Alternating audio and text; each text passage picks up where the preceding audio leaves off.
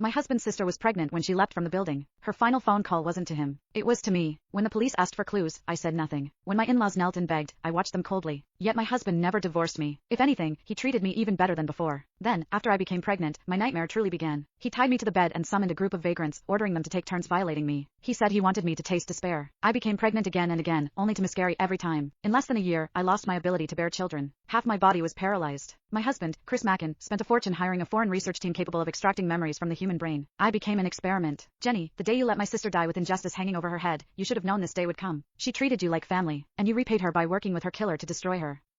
This is your retribution. I lay bound to the bed like a corpse, listening to Chris's hysterical curses. Every word cut like a blade. No, that's not how it was. Then how was it? He roared. Say it. He grabbed my collar, eyes bloodshot as he demanded the truth. The words reached my lips, only to be swallowed back down. Despair crept into my voice as I begged. I can't say it. Please don't force me. His expression stiffened, then twisted into something monstrous. Put the device on her. Extract her memories now. I don't care if she lives or dies. I want the truth. His hatred for me had reached its peak. He locked me inside a glass chamber and had it transported to the city's central plaza. Hundreds of media outlets were invited to witness what he called the unveiling of the truth, what was, in reality, a public execution. 2 years ago, countless people had seen Lisa Mackin, 5 months pregnant, jump to her death. The case drew enormous attention, especially since the police had never solved it. Over time, the incident only continued to fester.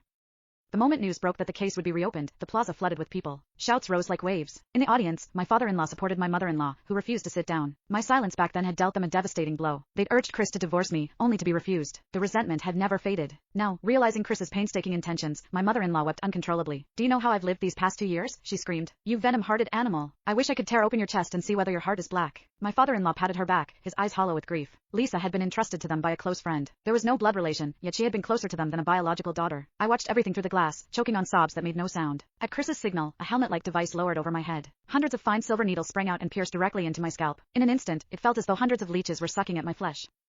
The tearing pain forced screams from my throat. Chris listened to my shrill cries, excitement flickering in his eyes. Sir, one of the technicians said nervously, her body is too weak. If we don't administer nutrients first, this could be fatal. Absolutely not. Chris snapped, eyes blazing with malice. Inject adrenaline. Let her die after the memories are extracted. The technicians hesitated, but under his authority, they could only comply. A syringe of adrenaline was pushed into my body. As the liquid surged through me, my entire being jolted into an unnatural state of stimulation. The memories buried deep inside began to churn. At Lisa's grave, Chris had already been kneeling for 2 hours. I approached with flowers in my arms. Looking at Lisa's smiling face in the photo, my eyes reddened. Just 2 days before her death, we'd gone shopping together. As I bent to place the flowers down, Chris suddenly snatched them from my hands and smashed them into my face. Don't stain my sister's grave. I trembled, bitterness lodged in my throat.